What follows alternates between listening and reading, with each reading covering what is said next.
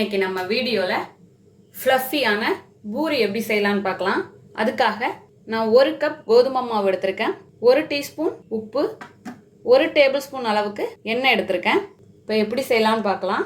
இப்போது ஒரு மிக்சிங் பவுல் எடுத்திருக்கேன். இதில் நம்ம மாவை சேர்த்துடலாம். இதோட உப்பு, எண்ணெய் சேர்த்துட்டு நல்லா கலந்துக்கலாம். இப்போ உடனேவே தண்ணி சேர்த்துடக்கூடாது.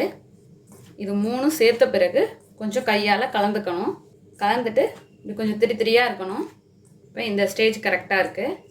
இப்போ கொஞ்சம் கொஞ்சமாக தண்ணி சேர்க்கலாம்.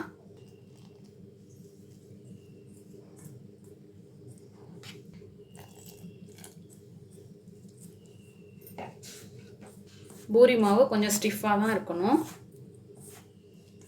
எனக்கு 1/2 கப்புக்கும் குறைவாக தண்ணி செலவாயிருக்கு. கொஞ்சம் டைட்டாக இருக்கும். அப்புறம் பிசைய கரெக்டாகிடும். இப்போ கரெக்டாக ரெடி ஆகிருக்கு. இதில் இன்னும் கொஞ்சம் எண்ணெய் காய விடாமல் இருக்கிறதுக்காக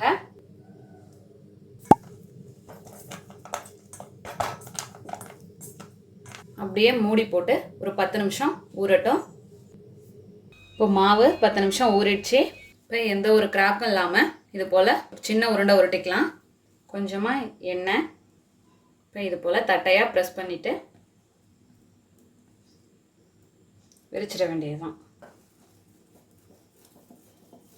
மெலிசாக தேய்க்க வேண்டியதில் கொஞ்சம் திக்காகவே இருக்கட்டும். இப்போ ஒரு ரவுண்ட் ஷேப்புக்கு டிஃபன் பாக்ஸ் மூடி எடுத்து இதை கட் பண்ணிக்கிறேன்.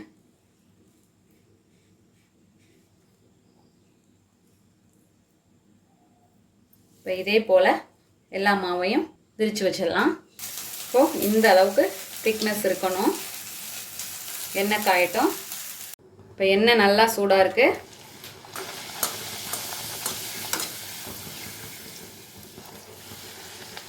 இப்போ சூப்பராக பொரிஞ்சு வந்திருக்கு பாருங்கள்.